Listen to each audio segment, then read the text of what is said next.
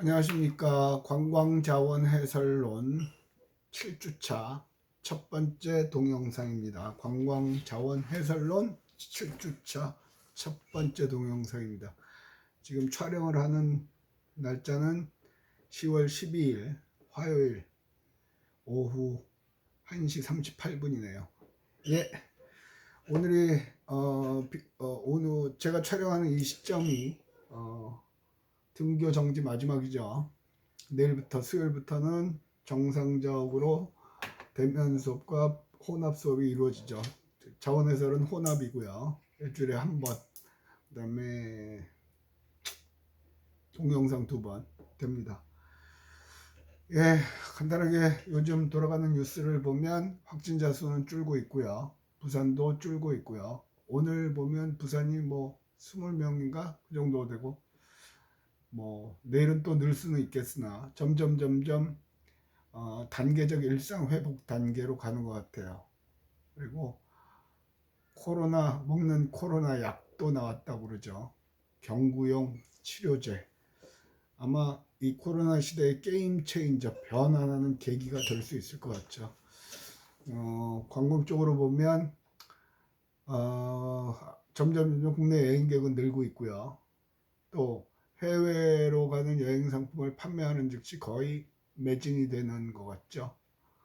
세계 각국에서 또 트래블 버블 해가지고 백신을 맞은 사람들은 서로 격리 없이 받아주고, 관광 여행 쪽에서는 굉장히 긍정적인 변화가 서서히 일어나고 있죠. 그러니까 지금 2학년이니까 여러분들이 졸업할 때 그냥 정상적으로 앞으로 2년 더, 올해 말고 앞으로 2년 더 있다 졸업을 한다 그러면 그때는 관광 쪽은 굉장히 활성화가 돼 있겠죠. 왜? 억누르면서 많은 여행사들이 구조조정을 했거든요. 그러니까 여행사만 생각을 하면 항공사도 그렇고요. 구조조정이라는 거는 직원이 100명이면 하나 투어 같은 경우는 50명으로 줄였죠. 명예퇴직이다 뭐다 해서 쉽게 말하면 잘라냈죠. 항상 이런 시국에서 제일 피해를 보는 사람은 근로자예요. 근로자. 다른 말로 하면 원래는 근로자는 우리나라 말이고 노동자죠. 노동자. 그래서 여러분이 졸업을 하시면 처음 뭐 금수저, 다이아몬드 수저가 아니면 일단은 노동자로 시작을 하는 수가 가장 평범한 케이스죠. 근데 노동소득, 근로소득만으로 살기에는 앞으로 점점 더 힘들어질 것 같죠. 우리나라뿐만 아니라 전 세계적으로 빈부격차가 일어나기 때문에. 빈부격차가 일어난다는 얘기는 관광업에서는 역설적으로 긍정적인 면도 있죠. 안전형 추구자보다는 모험형 추구자, 그런 분들이 많아진다는 얘기거든요. 새로운 걸 보고 싶어 하는 사람들, 더 많은 걸 배우고 싶어 하는 사람들, 그런 사람들이 늘어난다는 얘기예요. 그래서 여행업, 관광업의 형태는 바뀔 겁니다. 어떻게 바뀔 거냐 고민을 해봐야죠. 저도 계속 이런저런 책을 읽으면서 그 분야에 대해서는 굉장히 고민을 많이 하고 있습니다. 왜? 기존에 있는 이런 책만 가지고 강의를 하는 것보다는 앞으로 이런 게 나올 거다, 이럴 수 있지 않을까 고민해보고 그쪽으로 가는 걸 생각해봐라 얘기를 해줘야 되기 때문에, 저도 대학이라는 게 앞으로 여러분들이 사회 진출을 하는데 도와주는 기능을 해야 된다고 생각을 해요. 그래서 어쨌든 그런 거에 관해서 고민을 하시고요. 가능하면 저도 고민을 많이 하고 수업 시간에 그런 정보에 관해서 또 저 개인적인 생각에 관해서 여러분들에게 얘기를 하는 시간을 많이 하도록 하겠습니다. 물론 판단은 여러분 각자가 하는 것입니다. 왜냐하면 제가 무슨 미래를 예측할 수 있는 노스트라다무스도 아니고 무슨 요즘 정치권에서 나오는 천공 스승인가 천공 스님인가 그런 사람도 아니거든요. 그래서 최종적인 판단, 내 인생의 최종적인 판단, 그리고 내 인생의 책임은 나한테 있는 겁니다. 여태까지는 타인에 의해서 살아왔더라도 앞으로는 내 의지대로 살아가야 되는 세상이고 그걸 준비하는 과정이 대학이라는 얘기죠. 자, 어쨌든 지난 동영상에는 여러분 교재 41페이지 수달이 갑자기 나타나면 수달 프로그램으로 돌려라 그런 얘기를 했던 것 같죠. 또 부석사 같은 데를 갔다 보면 그 밑에 분수가 있는데 거기에 무지개가 쫙 펼쳐져요. 무지개가 펼쳐지거든요. 그러면 거기서 또 멈추고 무지개에 대한 설명을 간단하게 합니다. 무지개 색깔이 나라마다 다른 거 아세요? 우리나라는 빨주, 노초, 파남 뭐 7가지 색으로 얘기를 하죠. 사실은 그게 7가지 색이 아니죠. 그 사이사이 쫙 늘어놓는데 우리말로 하다 보니까 그렇고 어떤 날은 3가지 색, 어떤 날은 5가지 색 그런 걸로 얘기를 또 해줘요. 또 무지개가 왜 생기는지 교수님 수달 얘기하다 갑자기 수달이 나타난 것처럼 무지개도 갑자기 나타납니다. 그런 거에 대해서 모든 여러분들이 그 현장 사이트에서 나타나는 현상에 대해서 가능하면 설명을 해줄 수 있어야 되겠죠. 네, 교수님 그럼 다 알란 얘기입니까? 아니요. 무지개를 관해서 이렇게 저렇게 지금 7가지 간단하게 얘기를 합니다만 그거보다 더 한 30분 떠들래도 떠들 수는 있거든요. 네, 그걸 한 것도 한 2번째 갔는데 무지개가 있어요. 이쁘다. 그러면 무지개 발견, 무지개 나타남. 그러고서 다음번 가기 전에는 무지개에 대한 그 간단한 지식들을 미리 습득해 놓는 거죠. 그러고 가서 얘기를 해주는 거예요. 그러니까 처음부터 다 하려고 그러지 말고 단계별로 이런 것도 있네. 다음 팀에는 이런 것도 설명을 해줄 수 있겠다. 데이터베이스로 이렇게 갖고 있는 거죠. 뭐 스마트폰에 간단하게 적어놔도 되는 거 아니에요. 그러면 그걸 보고 얘기를 해도 되고. 근데 보고 얘기하는 것보다는 설명하는 게 낫죠. 근데 앞부분에 그렇죠. 자원해설가가 다 가르치려고 그러는 게 아니에요. 자극만 하면 돼요. 흥미를 느끼게끔. 그리고 자, 그 위에서 하나, 둘, 셋, 넷째 줄이요. 뜻밖의 자연적 사건들은 항상 환영할 만한 것은 아니다. 악천후가 발생할 수 있다. 악천후에 대비한 프로그램을 준비해야 한다. 예. 제주도 같은 데 갈 때가, 제주도는 삼다도라고 그러거든요. 삼다도. 3가지가 많은 섬이다. 뭐, 돌, 바람, 여자. 특히 우리한테 많이 적용되는 거는 바람이요. 바람이 많이 불어요. 그래서 한라산도 그 정상까지 보는 게 그렇게 1년 중에 못 본 날도 상당히 되거든요. 흐려서. 그죠? 섬 특성상. 그래서 바람이 많이 불고 악천후는 어떻게 할 건가. 그래서 저희가 전학년 답사 코스를 짤 때는 집행부에다가 반드시 그런 얘기를 하죠. 만에 하나 비가 왔을 경우를 대비해서 플랜 B도 갖고 있어야 된다.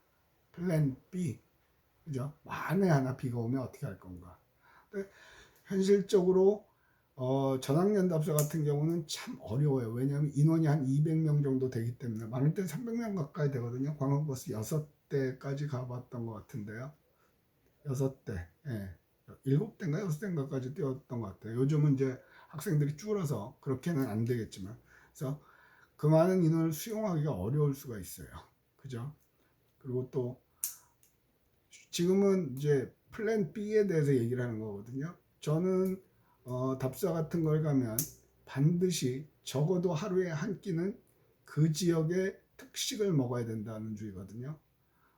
점심 특식이 비싼 돈을 주고 먹었으면 저녁은 그냥 사발면으로 때우는 걸로 하더라도 그게 더 의미가 있다고 보기 때문에.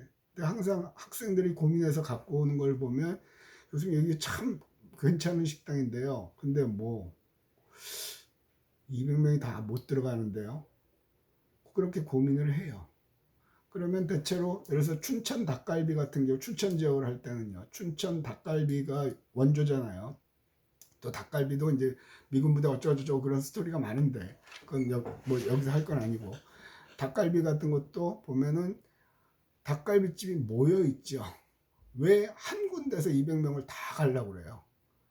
A, B, C, D 1, 2, 5차는 A 식당, 3, 4, 5차는 B 식당에 가면 되죠. 아니면 버스 한 대당 한 집씩 들어가도 되고요. 물론 각 집마다 미묘한 차이는 있겠죠. 그것까지는 어떻게 할 수가 없지만, 그죠? 그리고 식당이 그렇게 몰려 있는데도 수용이 안 된다 그러면 코스를 조절하죠. 1, 2, 5차는 어디 들렸다가 밥 먹으러 오고 3, 4, 5차는 밥 먹고 거기 들리고, 그럼 순환을 시킬 수가 있죠. 그러니까 융통성이 되는 거죠. 그게 왜 이 얘기를 하느냐면요, 관광은 융통성이 있어야 된단 말이에요. 특히 문화유산 해설사 같은 경우는, 관광자원 해설가의 경우는. 그래서 평소에 그런 연습을 해야 되는 거죠. 그래서 여러분들이 연습을 하는 가장 좋은 방법은 항상 뭘 하든지 간에 플랜 B, 이게 안 됐을 때 어떻게 할 거냐. 그러니까 축구 같은 경우도 저는 스포츠를 별로 잘 좋아하지 않았는데 손흥민이 최고죠. 골도 잘 넣고. 근데 유명한 감독은, 유능한 감독은 만에 하나 손흥민이 부상을 당했을 때의 경우를 대비해서 항상 플랜 B를 생각해 놓습니다. 축구 해설가들의 얘기예요. 그게 안 되는 사람은 손흥민이 부상을 당하면 그냥 거기서 끝나는 거죠. 그죠? 인생에 있어서는 그런 것 같아요. 여러분이 하면서도 뭘 하든지 간에 플랜 B는 굉장히 준비를 많이 해야 돼요. 자 봅시다 이제. 그래서 악천 후에 대비한 프로그램도 갖고 있어라. 큰 집단 통제 이거요. 자원 해설을 할 때도 저희가 부석사를 갈 때는 많을 때는 80명 가까이 갑니다. 근데 거기에서 해설을 할 때는 한 단체 80명, 동의대학교 국제경영학과 학생 80명을 한 분이 해설하러 나와요. 근데 그거는 효과적이지가 않더라고요. 그래서 저희는 예약을 할 때 동의대학교 국제관광경영학과 40명 예약을 하고요. 그 다음에 부산에 무슨 뭐 동아대학교 관광과 아니면 동명대학교 그런 식으로 따로따로 예약을 합니다. 거기서는 알 길이 없죠. 그렇게 하면 반으로 줄어요. 자, 이게 언뜻 이해가 안 되신 분들은요, 중고등학교, 아니 초등학교나 중고등학교 때 소풍을 갔을 때를 생각해 보세요. 떼거지로 가면서 그 선생님이 한 분이 나오시거든요. 거기서 학교 선생님들은 뒤에서 그냥 그때 쉬는 시간이니까 안 따라오신단 말이에요. 그러니까 그걸 하려니까 굉장히 힘들죠. 결국은 어떻게 되냐면 따라가는 놈만 데리고 가요. 그래서 이거에 관한 자료를 무지 찾았거든요. 도대체 몇 명이 적정 인원인가? 몇 명이 적정 인원? 근데 그거에 관한 연구 논문은 못 찾았어요. 아직 없는 것 같아요. 제 생각에는 15명 정도면 아주 편안한 해설을 할 수 있을 것 같아요. 물론 이제 구성원에 따라서 더 작아질 수도 있고요.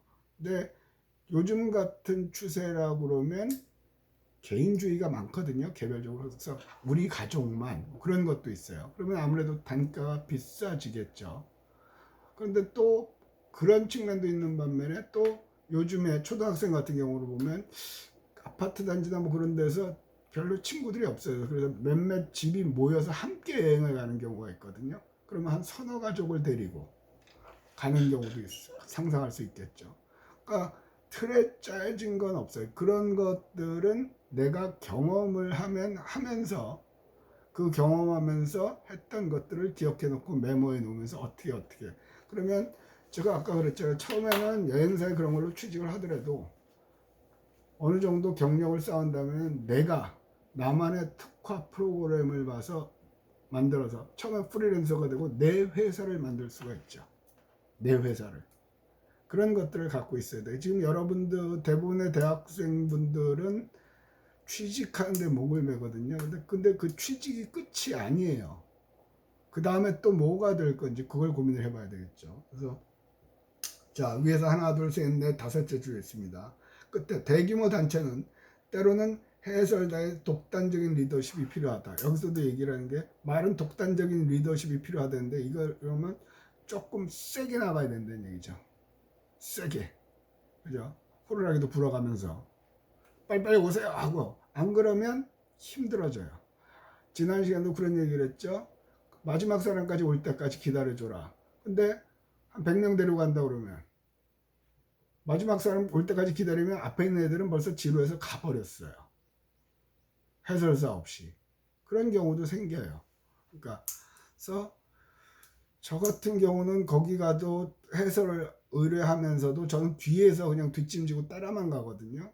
왜냐하면 제가 중간에 개입을 하면 그 현장 체험 교육에 그게 효과가 떨어지기 때문에. 근데 보면 처음에는 60명이 간다 그러면 끝에 남는 거는 한 20명, 30명밖에 안 남아요. 20명, 30명밖에. 그러니까 그럴 경우에는 둘로 해서 30명, 30명 하는 게 훨씬 효과적이죠. 근데 현실적으로 참 어려워요. 거기 계신 분들이 그렇게 100%다 나와주시는 것도 아니고 힘들기는 해요. 다음에 그 밑에 있죠. 해설하기 전에 모든 사람이 설명 지점에 도착하기를 기다려라. 해설할 때 들리도록 말해라. 모든 사람이 당신과 주의를 기울이는 사물을 볼 수 있도록 하라. 그렇게 했는데 이게 많아지면 힘들어요. 그죠? 근데 목소리 같은 경우는 요즘은 이제 이 책을 뺏겨올 때는 그런 게 없었는데 요즘은 다 핸드마이크 차고 다니거든요. 핸드마이크. 근데 핸드마이크를 차고 이 앞쪽으로 소리가 나게 하면요. 나는 앞으로 걸어갈 거 아니에요. 해설 딱 한 분 봤거든요. 뒷걸음으로 가시는 분. 굉장히 위험해요. 산길 같은 거 할 때는. 그러니까 앞으로 가시되 뒤를 보면서 앞으로 가면서 설명을 하는데 마이크 소리는 뒤에서 나오게 하는 거죠. 사소한 것 같은데 그런 것도 해설사는 신경을 쓸 필요가 있죠. 됐고요. 다음 7번 완전한 순환. 이건 뭐냐면 읽어줄게요. 끝에서 셋째 줄 담화와 같이 동행은 시작, 중간, 끝이 있다. 시작과 끝은 관련되어야 한다. 그래야 청중도로 완전하다는 느낌을 갖고 중간중간에 멈춘 있거든요. 그러니까 결국은 그거예요. 한 테마를 갖고 시작을 했으면 시작과 끝이 연결이 돼야 된다는 거죠. 그래야 제대로 배웠구나 하는 거죠. A라는 테마로 해서 흐지부지 하다가 D라는 테마로 넘어서 끝나면 정리가 안 되는 거예요. 그래서 원래대로 하면 대학에서 강의를 할 때 그 교수법에 관한 세미나에 참석을 해보면 그런 얘기를 하거든요. 강의를 한 후에 마지막에는 그 강의를 3가지 정도로 요약해서 다시 한번 확인을 시켜줘라. 그런 걸 해요. 몇 번 해봤는데 생각만큼 쉽지는 않더라고요. 특히 이 코로나 상황에서는 할 건 많고 급해지니까. 그러니까 코로나가 여러분한테 좋은 건 아니죠. 교수도 그렇죠. 교수도 힘이 들고 힘들인 만큼 효과는 안 나고요. 그러니까 속상하고. 그런데 듣는 학생들 입장도 그런 것 같아요. 근데 어쨌든 끝에 3가지 정도로 요약해 주더라. 강의할 때. 그러면 확실하게 이 시간에 뭘 배웠다는 걸 느끼게끔 해주는 거죠. 그러니까 고객 만족이에요. 제대로 들었다. 새로운 걸 배웠다. 그런 느낌.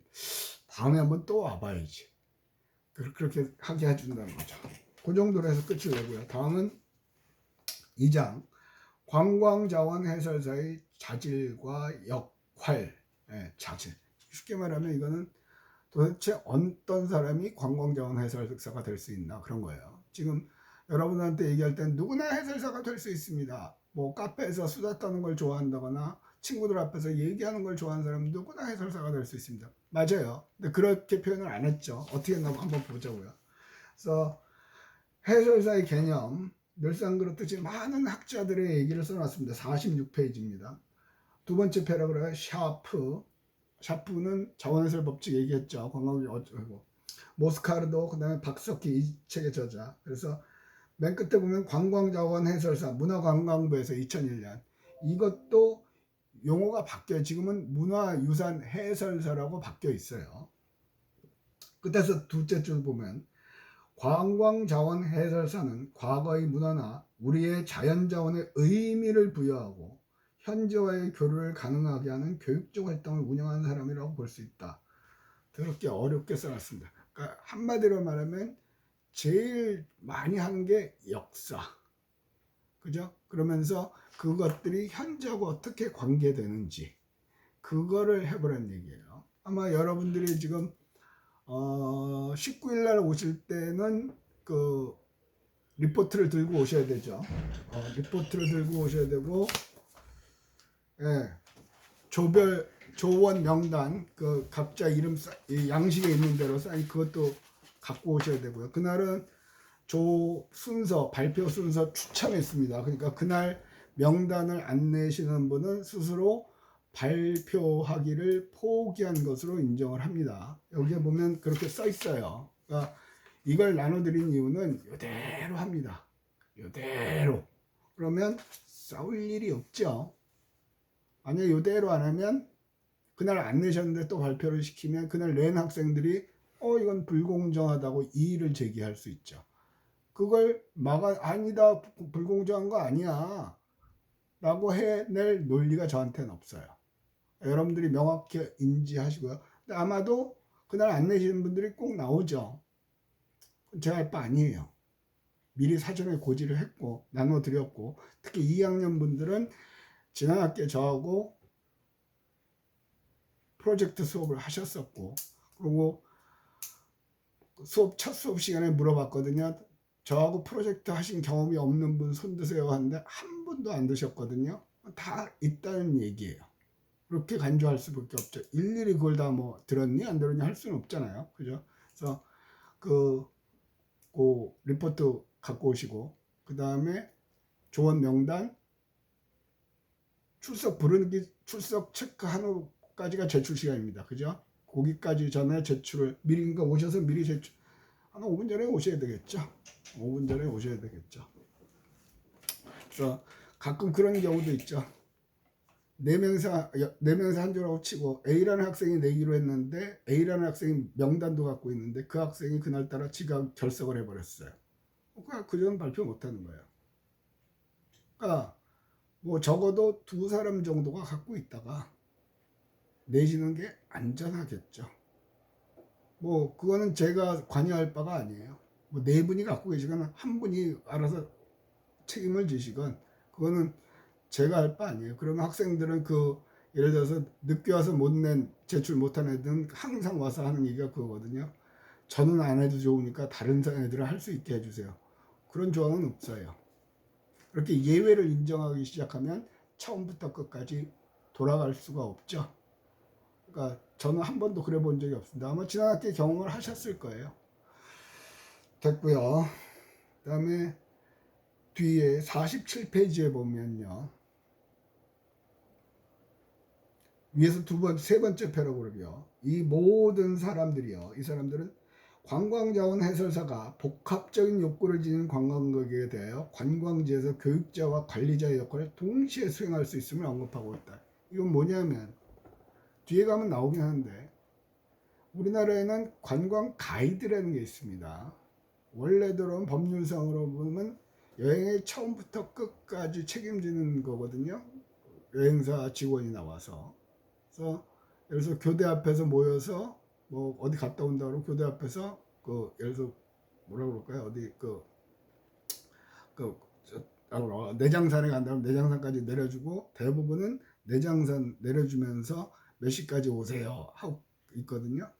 근데 제가 한번 얘기했던 것 같죠. 제 수업을 듣고 지금 그쪽 박사학위도 받고 하신 학생 하나가 있었는데 제자가 하나 있는데 그 학생은 수업 들은 다음부터 계속해서 따라다니면서 설명도 해주고 사진도 찍어주고 끝나고 나면 요즘은 CD를 굽는 게 없죠.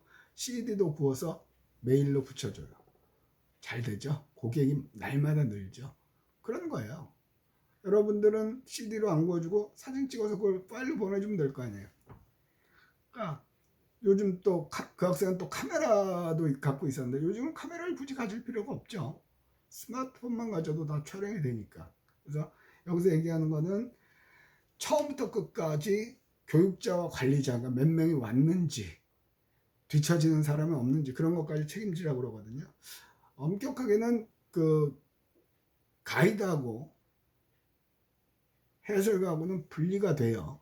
근데 현실적으로 그걸 같이 할 수 있으면 훨씬 효과적이죠. 그리고 그게 저는 맞다고 보고요. 그래서 또 얘기하다 보니까 또 하고 끝날 시간이 됐는데요. 자, 우리가 19일 날 오시면 여러분들이 제출하실 거는 각 조원 명단 양식에 맞춰서 그 다음에 리포트 몇 가지죠? 2가지. 제출하시는 게 전부 몇 가지라고요? 예, 2가지입니다. 잠깐만요. 2가지. 그 뭐 좋은 명단 뭐 그거는 쓰지 마세요. 그냥 세자 두 가지 쓰시면 돼요. 예. 그래서 그것들은 제 시간에 제출해 주시면 될 것 같습니다. 자, 요걸로 관광자원 해설론 맞죠? 7주차 첫 번째 동영상을 마치겠습니다.